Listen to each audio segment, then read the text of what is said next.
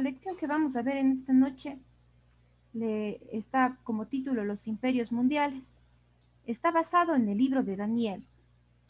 Es una primera parte de un grupo de lecciones proféticas. Como ustedes pueden imaginarse, y para los que conocen ya el libro de Daniel es un libro profético. Y el título mismo nos dice los imperios mundiales. Vamos a ver de qué se trata exactamente esto. Bueno, aquí dice el contexto, la historia de Daniel en Babilonia. Pero antes de llegar a Daniel, me gustaría más o menos ver desde dónde partimos, desde el inicio. Dios crea al primer ser humano, Adán y Eva. Pasa un poco de tiempo, algunas generaciones, y la gente se corrompe de tal manera que Dios manda el diluvio, y aquí asoman Noé y su familia. Pasa un poco más de tiempo y los hijos y nietos y tataranietos de Noé forman diferentes naciones, pueblos, y aparece ahí un personaje muy conocido por nosotros, es Abraham. Abraham es llamado por Dios para formar un pueblo, y Abraham recibe unas promesas de parte de Dios. Ahí es que nace su hijo Isaac. Isaac engendra a su hijo Jacob y Jacob engendra a sus hijos, de los cuales eh, les conocemos hoy en día como los patriarcas de Israel, los padres de las tribus de Israel. Entonces, es así como Dios había mantenido, digamos, una promesa hecha a Abraham de formar un pueblo, de constituir un pueblo. Pasa un tiempo y el pueblo se va a Egipto por una gran hambre que hubo en toda la tierra en ese tiempo.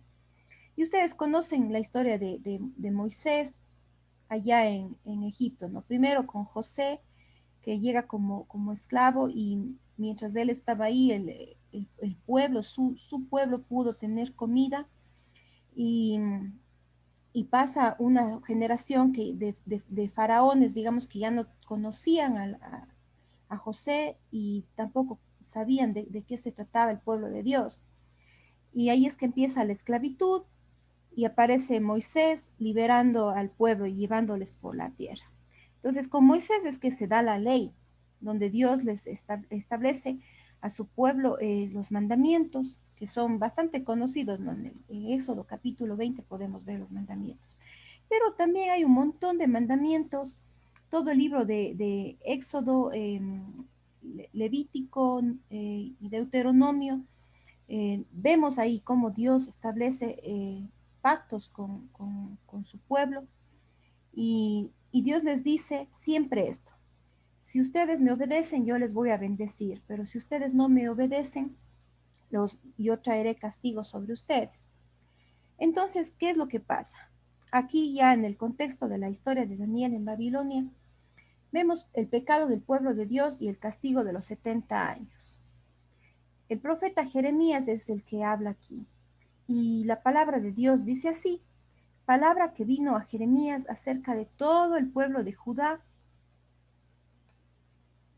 en el año cuarto de Joacim, hijo de Josías, rey de Judá, el cual era el año primero de Nabucodonosor, rey de Babilonia, la cual habló el profeta Jeremías a todo el pueblo de Judá y a todos los moradores de Jerusalén, diciendo: desde el año 13 de Josías, hijo de Amón, rey de Judá, hasta este día, que son 23 años, ha venido a mí palabra de Jehová, y he hablado desde temprano y sin cesar, pero no oísteis. Y envió Jehová a vosotros todos sus siervos los profetas, enviándoles desde temprano y sin cesar, pero no oísteis, ni inclinasteis vuestro oído para escuchar cuando decían: volveos ahora de vuestro mal camino y de la maldad de vuestras obras, y moraréis en la tierra que os dio Jehová a vosotros y a vuestros padres para siempre. Puntos para recalcar en esta palabra. Lo que aquí le está diciendo Jeremías al pueblo es que prácticamente habían sido 23 años que Jeremías había estado predicando, dando las advertencias al pueblo, diciéndoles que se arrepientan. El énfasis también aquí está desde temprano y sin cesar. Entonces, realmente la voz de Dios estaba insistiendo a la gente. ¿En qué sentido? Dice, volveos ahora de vuestras maldades, ¿no? De vuestro mal camino. Entonces, eso era lo que Jeremías, el profeta, estaba predicando ahí al pueblo. Ahora, vamos a ver la siguiente diapositiva. Les dice también aquí, no vayáis en pos de dioses ajenos sirviéndoles y adorándoles, ni me provoquéis a ira con la obra de vuestras manos, y no os haré mal. Pero no me habéis oído, dice Jehová, para provocarme a ira con la obra de vuestras manos para mal vuestro. Por tanto, así ha dicho Jehová de los ejércitos, por cuanto no habéis oído mis palabras, he aquí enviaré y tomaré a todas las tribus del norte, dice Jehová, y a Nabucodonosor, rey de Babilonia, mi siervo. Y los traeré contra esta tierra y contra sus moradores y contra todas estas naciones en derredor, y los destruiré y los pondré por escarnio y por burla, y en desolación perpetua. Y haré que desaparezca de entre ellos la voz de gozo y la voz de alegría, la voz de desposado y la voz de desposada, ruido de molino y luz de lámpara. Toda esta tierra será puesta en ruinas y en espanto, y servirán estas naciones al rey de Babilonia 70 años. Entonces, aquí está el decreto de Dios. Aparte de la amonestación que ya Dios había hecho a su siervo, dice, pero no me habéis oído, dice Jehová. Entonces, aquí una aplicación, ¿no? Una aplicación. Por lo general escuchamos hoy en día que toda la gente nos dice, no, pero si Dios es un Dios de amor, ¿cómo Él va a permitir que un pueblo, una nación sufra? Otros dicen, no, Dios es un Dios de amor, Dios no castiga. El hecho de que Dios sea un Dios de amor, eso no implica que Dios no sea justo. ¿Y en qué sentido está la justicia de Dios? Miren, 23 años había estado profetizando el profeta Jeremías, advirtiendo a la gente que se arrepienta, y no hicieron caso. ¿Qué pedía Dios? Que se vuelvan a Jehová, que no adoren a sus ídolos, que no les sirvan, dice, que no les adoren, que no me provoquen a ira con la obra de vuestras manos. La gente sabía quién era Jehová, quién era el Dios verdadero, pero aún así ellos prefirieron adorar a la obra de sus manos, a ídolos paganos. Eso era lo que estaba pasando. En ese contexto viene la historia de Daniel. Vamos a ver, ¿qué más?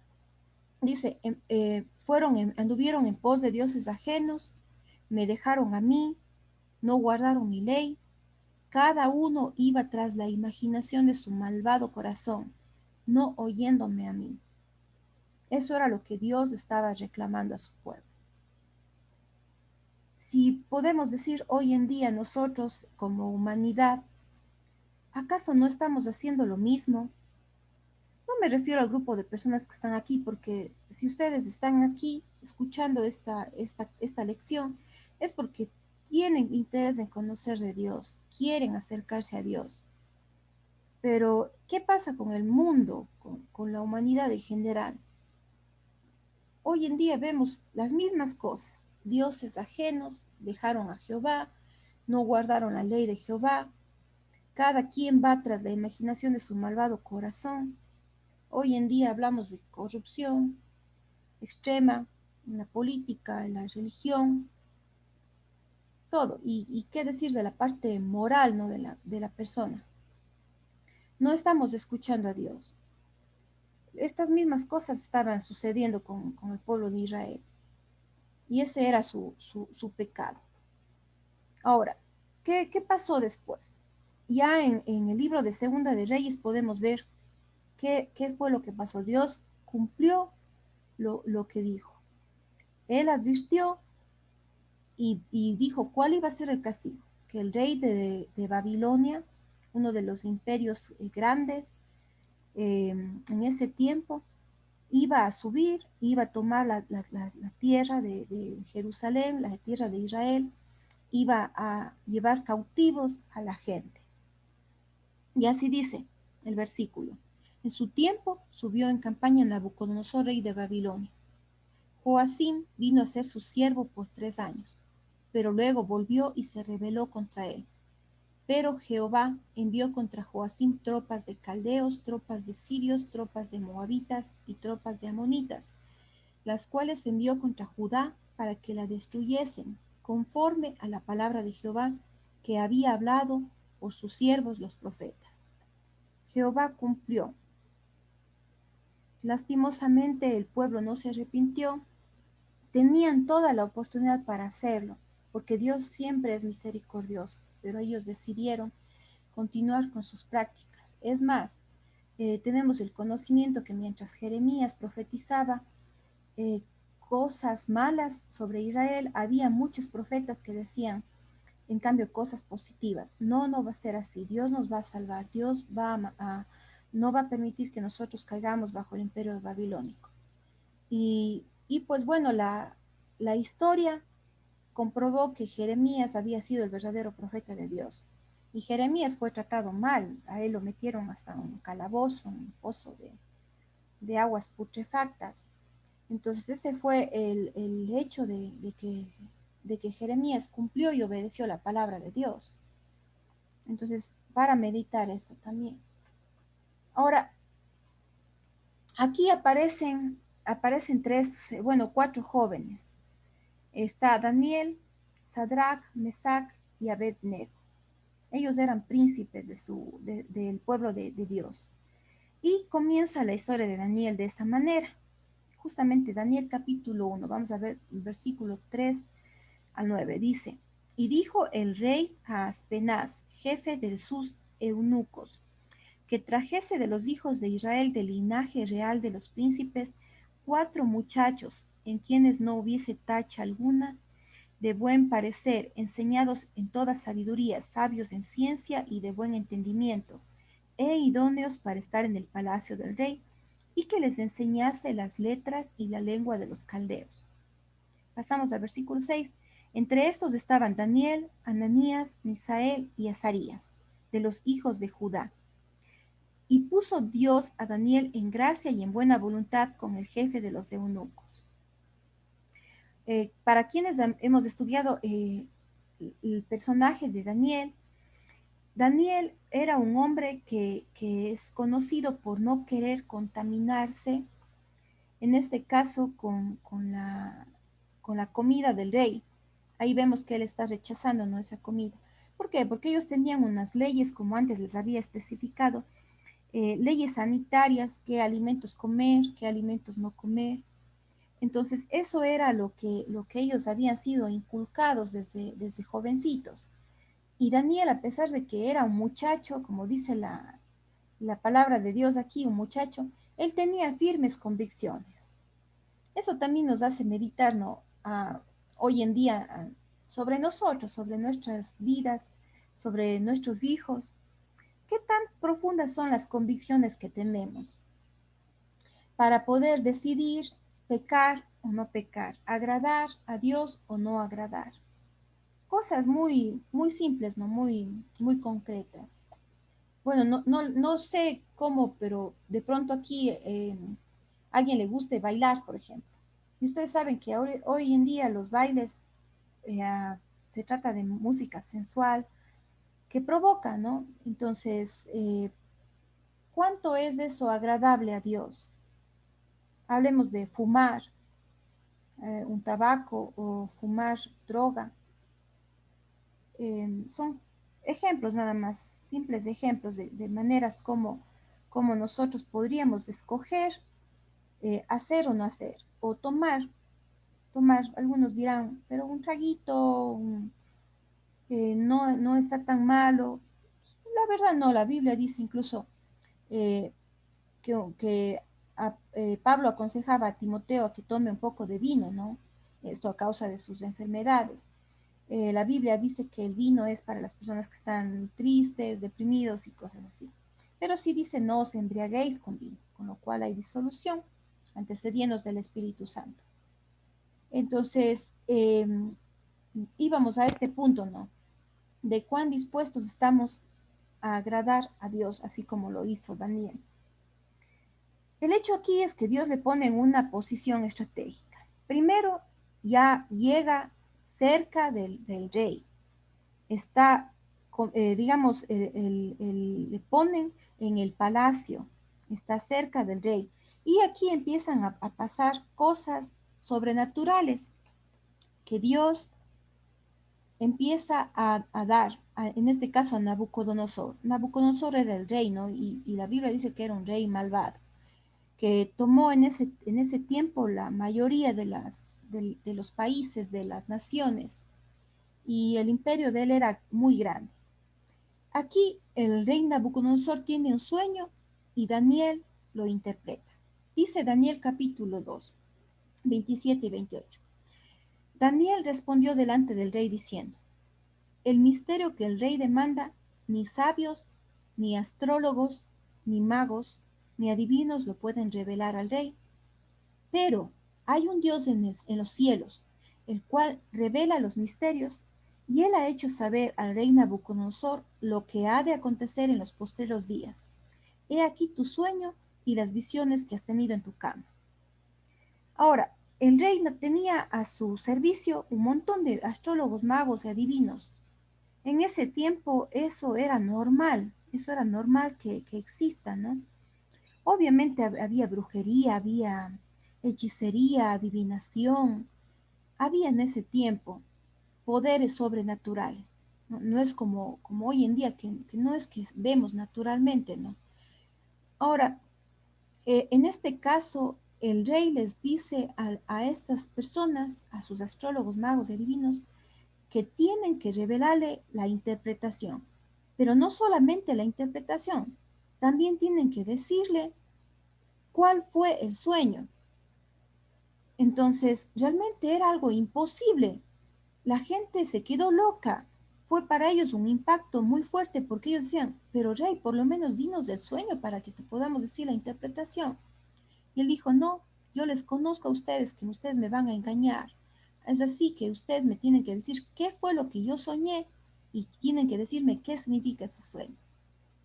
Para no alargar la historia, les iba a matar a todos si es que no, nadie les daba el sueño y la interpretación. Entonces Daniel ahí actúa con sabiduría y le dice al jefe de los eunucos perdón, al siervo que les mandó a buscar a estos sabios, le dijo, dame tiempo, necesito tiempo, avisa al rey que si Dios permite, te voy a dar el sueño y la interpretación.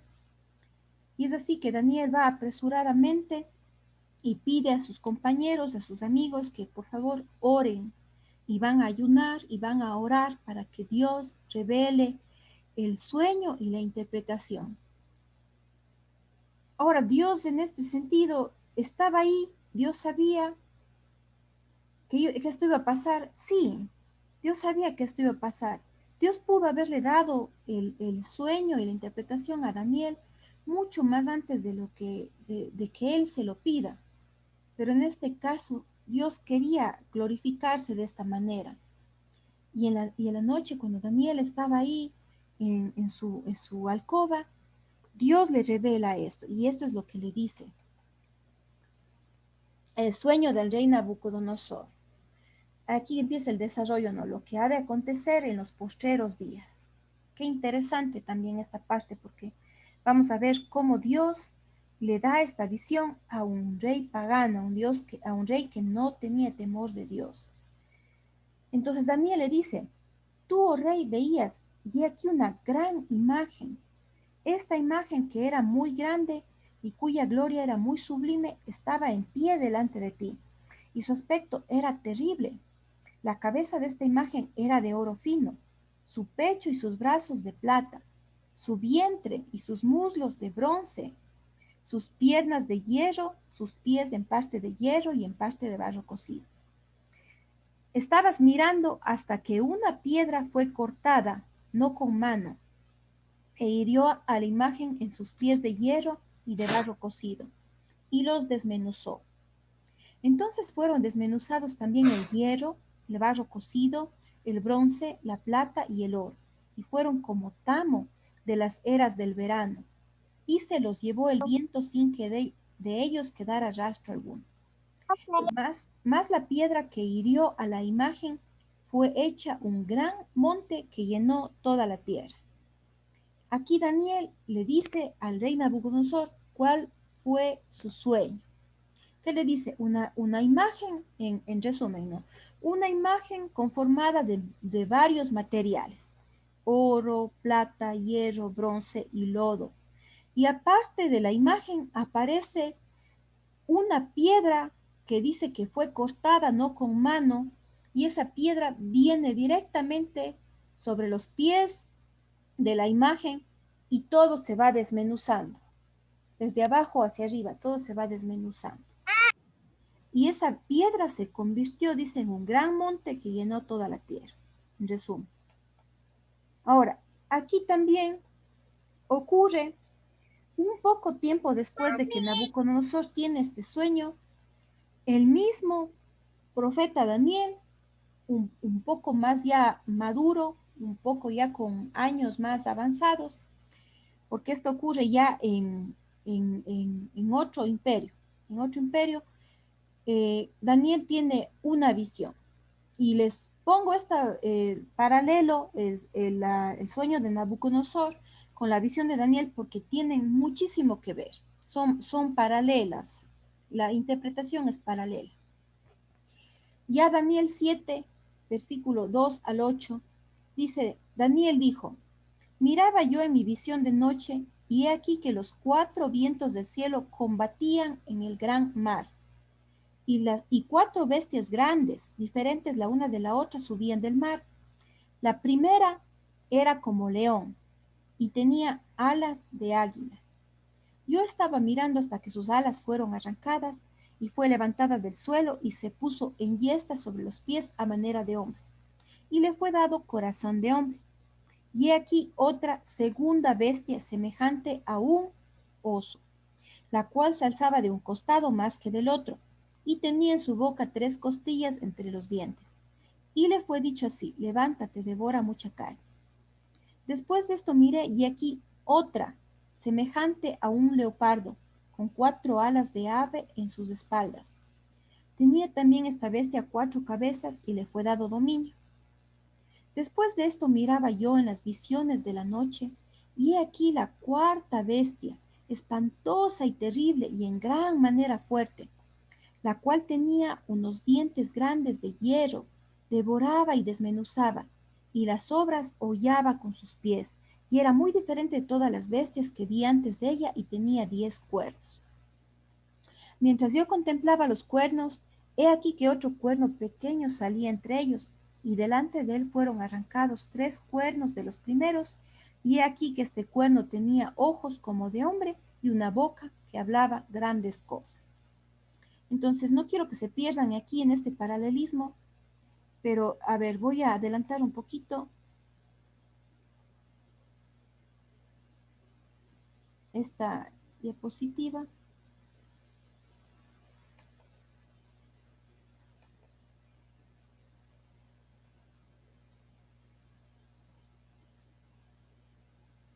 A ver, vamos a ver si está aquí. Ya.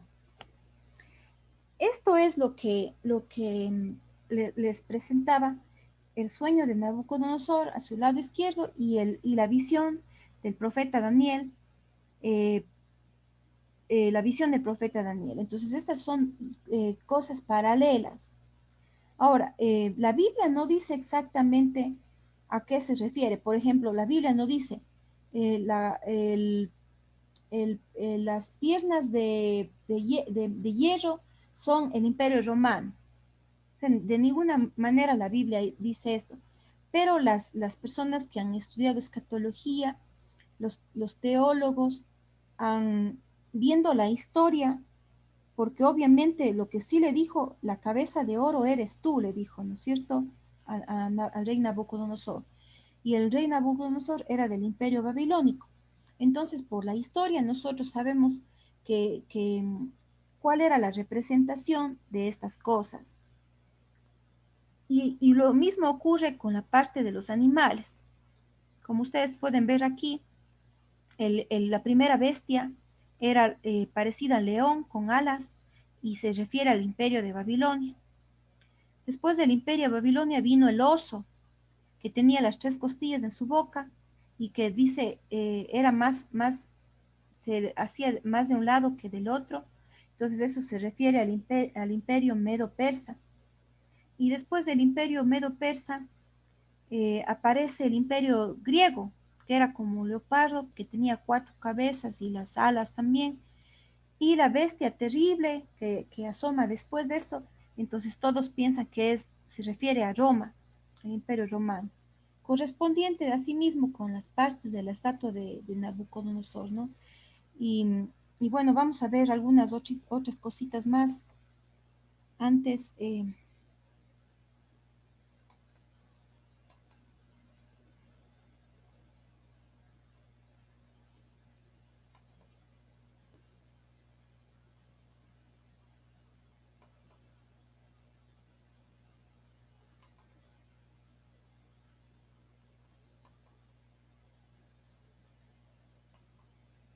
Ya.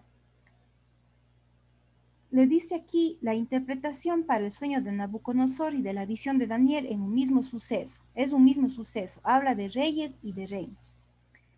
Entonces aquí Daniel le dice a Nabucodonosor, no, retrocedemos un poco en la historia y le dice, tú, oh rey, eres rey de reyes, porque el Dios del cielo te ha dado reino, poder, fuerza y majestad. Y donde quiera que habitan hijos de hombres, bestias del campo y aves del cielo, Él los ha entregado en tu mano y te ha dado dominio sobre todo. Tú eres aquella cabeza de oro, y después de ti se levantará otro reino inferior al tuyo, y luego un tercer reino de bronce, el cual dominará sobre toda la tierra. Y el cuarto reino será fuerte como hierro, y como el hierro desmenuza y rompe todas las cosas, desmenuzará y quebrantará todo. Y lo que viste de los pies y los dedos en parte de barro cocido de alfarero y en parte de hierro, será un reino dividido, mas habrá en él algo de la fuerza del hierro, así como viste hierro mezclado con barro cocido. Entonces ahí está la interpretación que le está dando el profeta Daniel al rey Nabucodonosor. Y lo que era juntamente con su visión que él llega a tener años después, estaba hablando de reyes y de reinos. ¿Ya? Entonces, como yo les decía, en base a la historia podemos ver de los reinos de los cuales se trataba.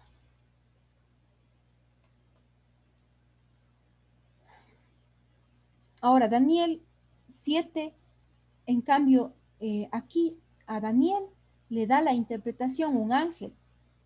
Se le asoma un ángel, se le aparece un ángel a Daniel y le dice acerca de su visión.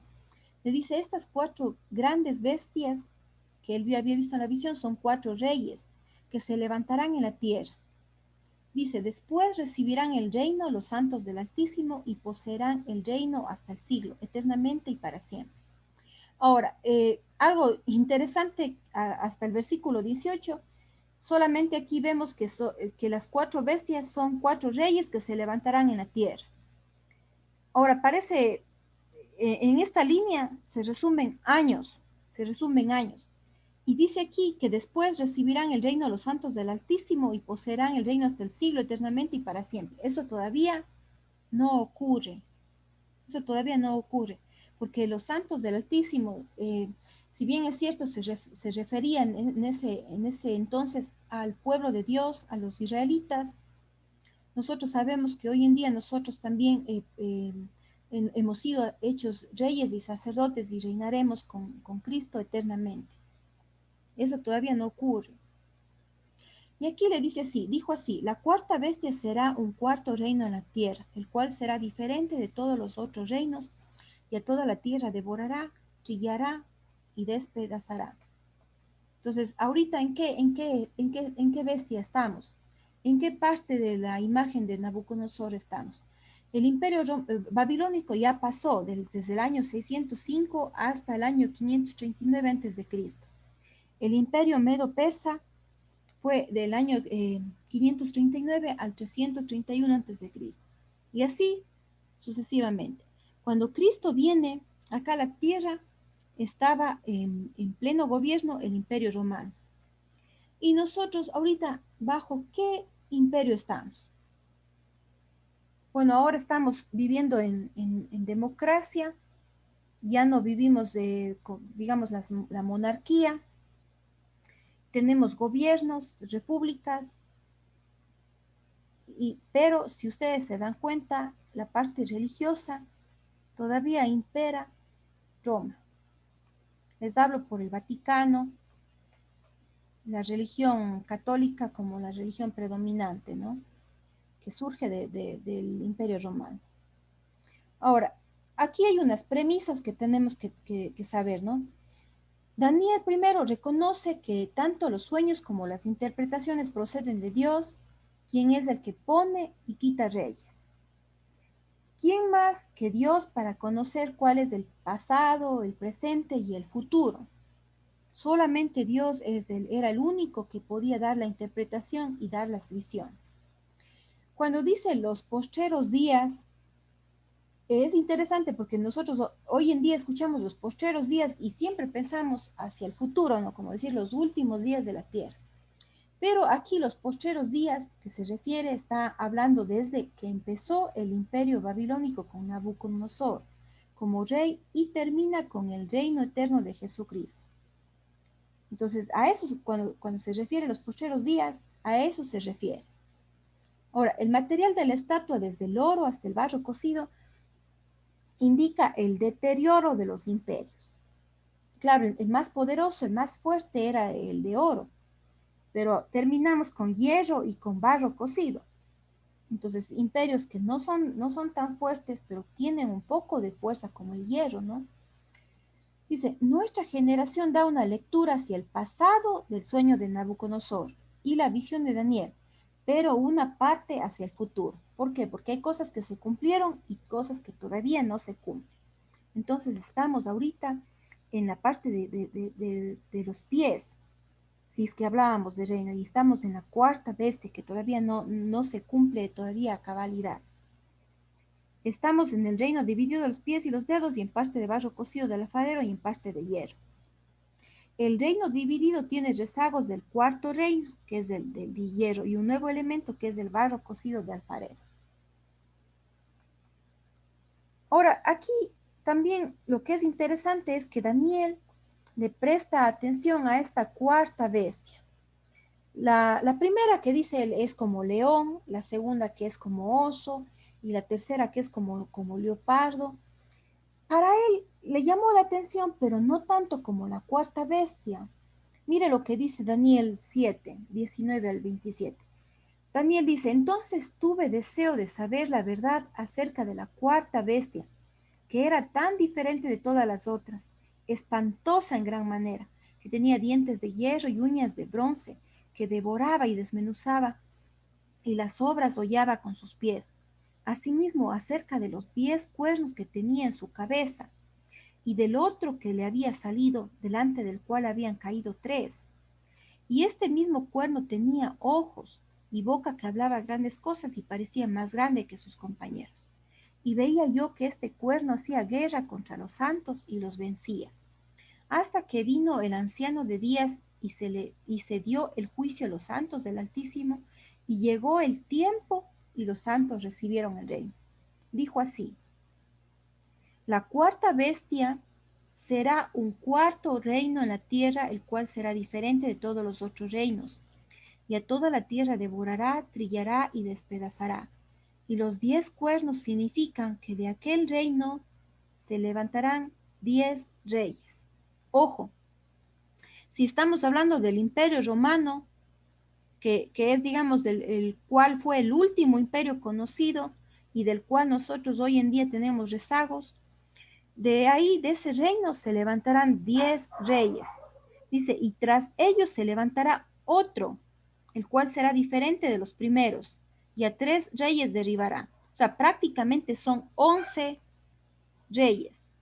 Son 11 cuernos. Los 10 normales, que eran igualitos, y había el cuerno pequeño que sale, pero cuando sale, dice, derriba a tres, ¿ya? Y hablará palabras contra el Altísimo, y a los santos del Altísimo quebrantará y pensará en cambiar los tiempos y la ley, y serán entregados en su mano hasta tiempos y medio tiempo. Pero se sentará el juez y le quitará su dominio para que sea destruido y arruinado hasta el fin. Ahora, permítame decirles, este cuernito pequeño que dice acá, que hablará palabras contra el Altísimo y a los santos del Altísimo quebrantará, está hablando del anticristo. Con la Eli habíamos visto hace algunas lecciones del carácter de los hombres en los postreros días, ¿se acuerdan? Y ella nos hablaba que se levantarán anticristos. Entonces ella nos decía qué son las características de los anticristos, los que se levantan contra Cristo.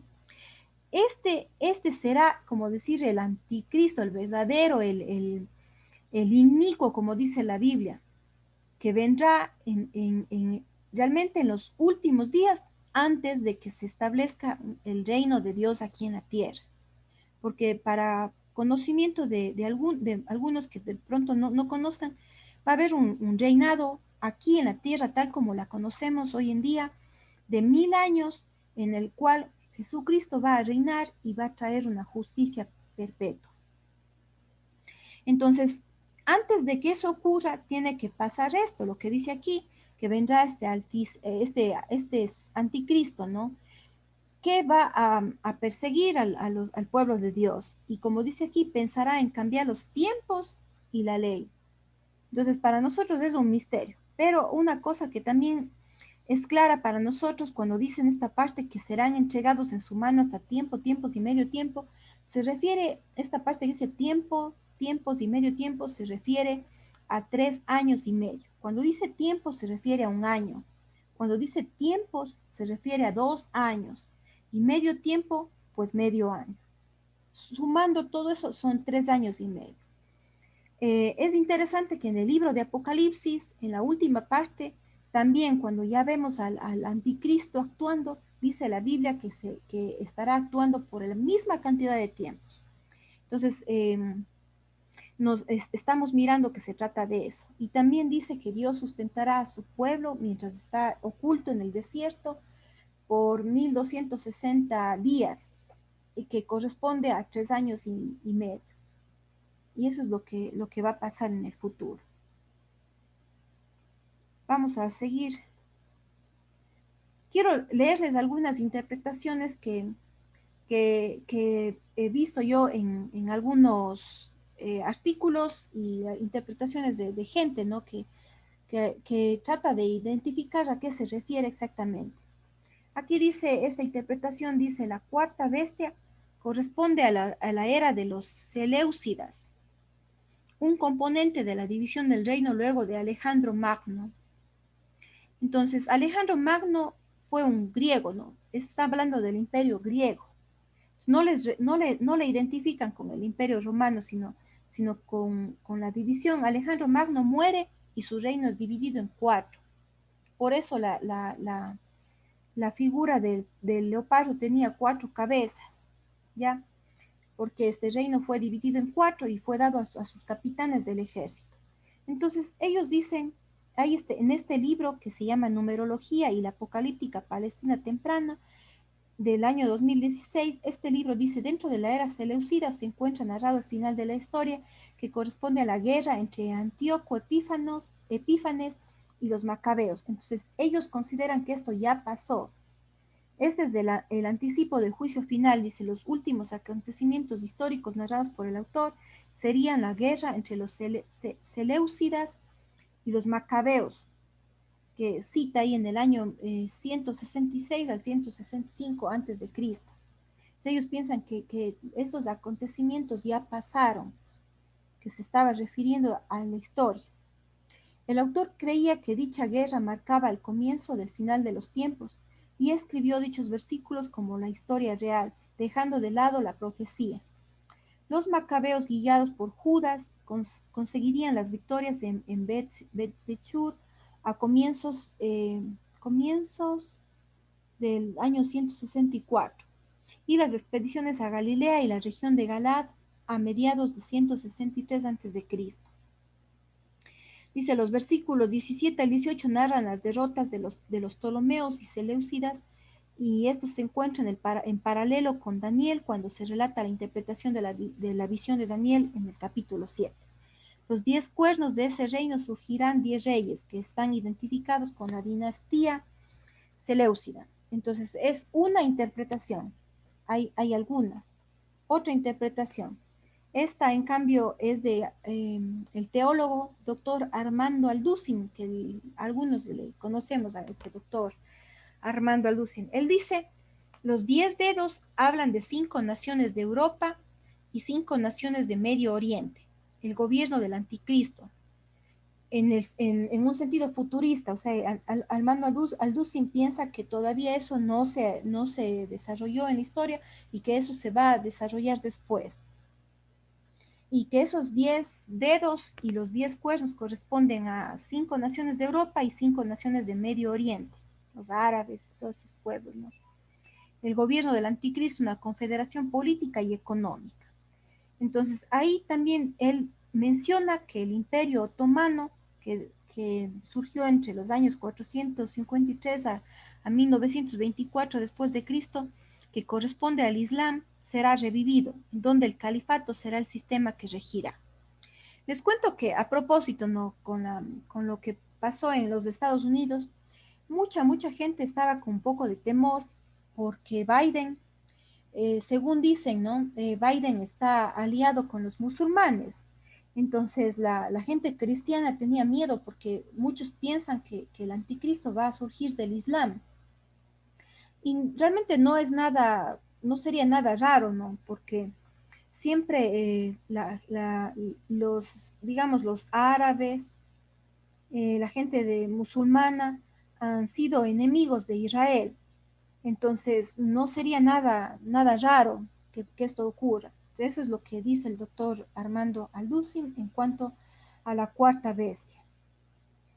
Y aquí también el doctor Alducin hace también otra parte de su interpretación en este sentido. Dice, la última bestia es un grupo de reinos heterogéneos, hierro y barro de la profecía, las cuales continúan hasta hoy en día intentando agrupar Europa y por tanto formar un solo gobierno.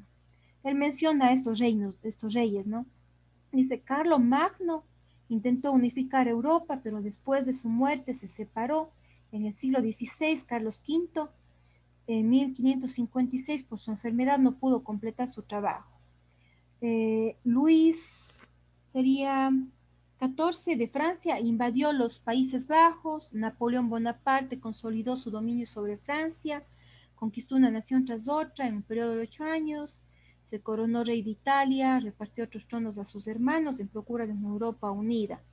Y en el año 1812 Napoleón fue a Rusia, donde fue derrotado en los campos de Waterloo, y luego surgió en 1939 Hitler, con tecnología más avanzada, estuvo cerca de unir Europa, pero Estados Unidos entró en su interrupción, y a partir de ellos Estados Unidos, Inglaterra y Rusia han estado en disputa por el poder y control mundial. En 1948 surgió Estados Unidos en la primacía política, militar y económica. Entonces, él más o menos le ve así la historia, ¿no? De cómo fue que se desarrolló los reinos de la última bestia.